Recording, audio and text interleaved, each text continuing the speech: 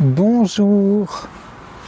Aujourd'hui, je vais lire 3 extraits d'un livre très important de Krishnamurti. Enfin, ils sont tous très importants, mais disons celui-ci, il a 70 ans quasiment en français, plus en anglais. Et à la base, ce sont 3 gros volumes, commentaires sur la vie, chez Buchet-Chastel. Et il y a une vingtaine d'années, je crois, ou à peu près, les éditions J'ai lu, Poche, ont eu la merveilleuse idée de les publier en poche, les 3 volumes. Je crois même que depuis, il y a en un seul volume en poche chez J'ai lu. Krishnamurti, donc commentaire sur la vie. Ça, c'est le premier volume. Donc 3 extraits que je vais malheureusement couper parce que c'est pas possible de lire trop. La simplicité du cœur. D'abord, vous montrer le style de Krishnamurti souvent. Le ciel était parfaitement pur. On ne voyait pas un seul de ces oiseaux aux grandes ailes qui se laissent porter sur l'air d'une vallée à l'autre, ni même un petit nuage errant. Les arbres étaient immobiles et les ombres profondes dans les creux des collines. Une biche, dévorée de curiosité, nous regardait venir, puis brusquement s'enfuit à notre approche. Sous un buisson, un crapaud de même couleur que la terre était tapi, immobile, l'œil brillant. À l'ouest, la crête des montagnes se découpait à contre-jour. Beaucoup plus bas, il y avait une grande maison. Elle possédait une piscine et il y avait quelques personnes qui se baignaient. Il y avait un magnifique jardin tout autour de la maison. L'endroit semblait prospère et retiré, avec cette atmosphère particulière aux riches. Un peu plus loin, au bord d'un mauvais chemin, il y avait une petite cabane. Même de loin, la pauvreté, la crasse et la souffrance étaient visibles. De l'endroit où nous étions, les 2 maisons semblaient voisines. La laideur et la beauté se touchaient.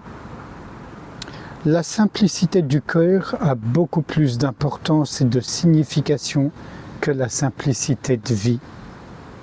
Il est relativement facile de se contenter de peu de choses. Renoncer au confort, cesser de fumer ou se défaire d'autres habitudes n'est pas une preuve de simplicité du cœur. Porter un pagne dans un monde qui regorge de vêtements, de distractions et de confort, ce n'est pas là la marque d'un être libre. Il y avait un homme qui avait renoncé au monde, mais ses désirs et ses passions, le rongeaient. Il avait endossé la robe de moine, mais il ne connaissait pas la paix. Ses yeux étaient perpétuellement inquiets, et son esprit était déchiré de doute et d'espoir. En apparence, vous renoncez et vous vous pliez à une discipline, vous tracez votre route et vous vous efforcez de la suivre pas à pas pour atteindre le but, etc. etc.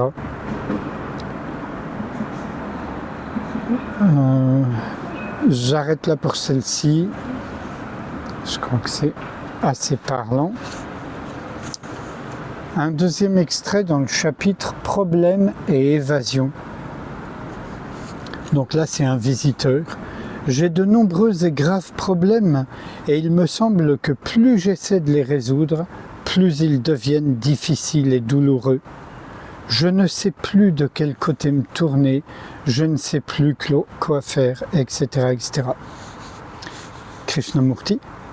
Comme nous sommes désireux de trouver une réponse à nos problèmes, nous avons un tel désir de trouver une réponse que nous ne pouvons pas étudier le problème.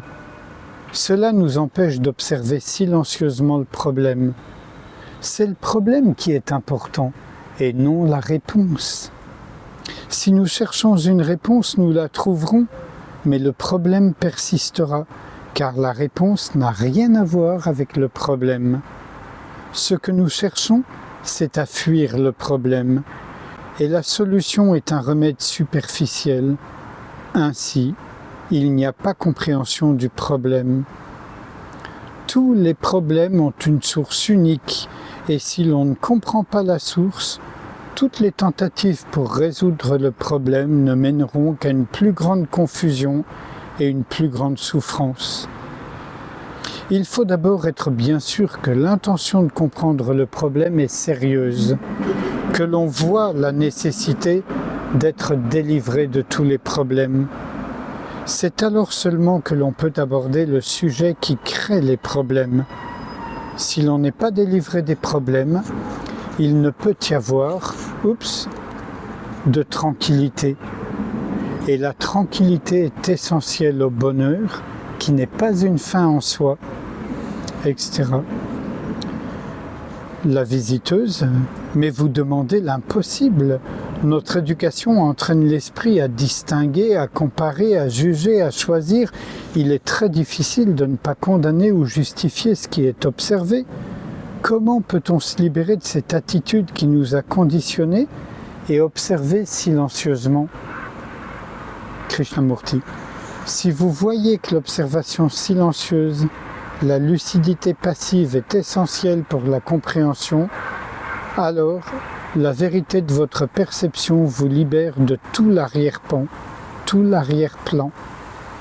Ce n'est que lorsque vous ne voyez pas la nécessité immédiate de la lucidité passive mais vigilante que le comment, la recherche d'un moyen pour dissiper l'arrière-plan se présente. C'est la vérité qui libère et non le moyen ou le système.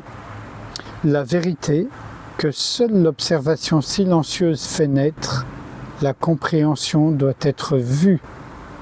Je reprends cette phrase. La vérité que seule l'observation silencieuse fait naître la compréhension doit être vue. Et un tout dernier extrait sur l'écoute dans le chapitre Désir et conflit. Ils formaient un groupe sympathique. La plupart d'entre eux étaient sérieux et avides de savoir, et il y en avait quelques-uns qui écoutaient pour réfuter les arguments.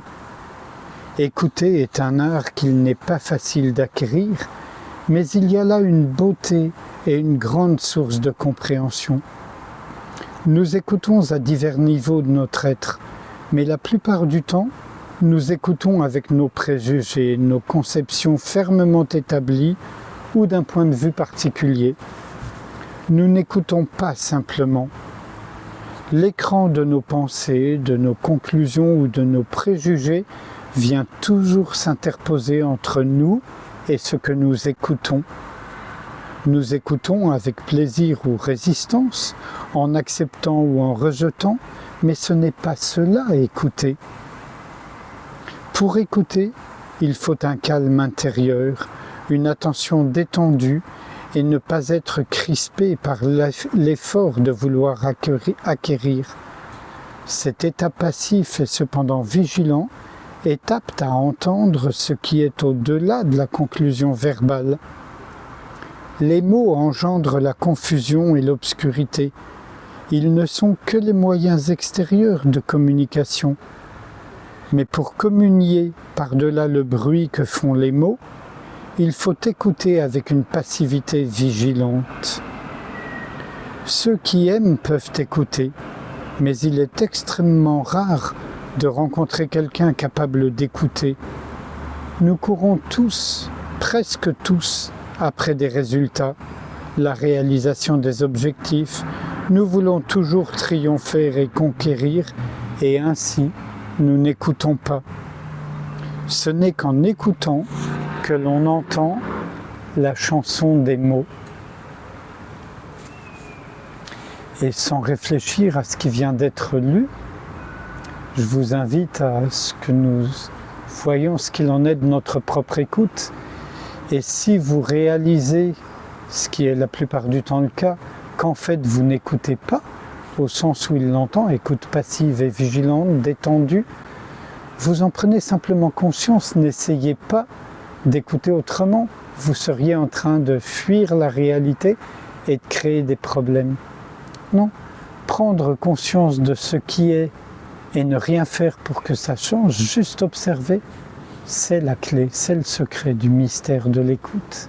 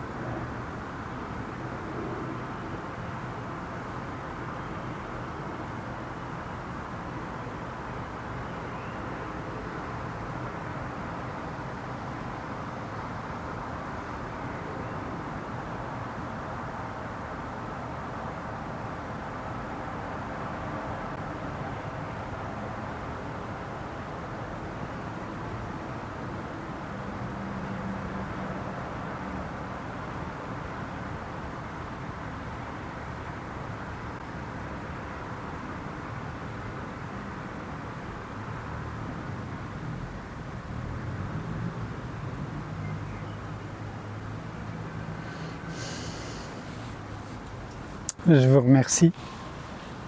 À bientôt.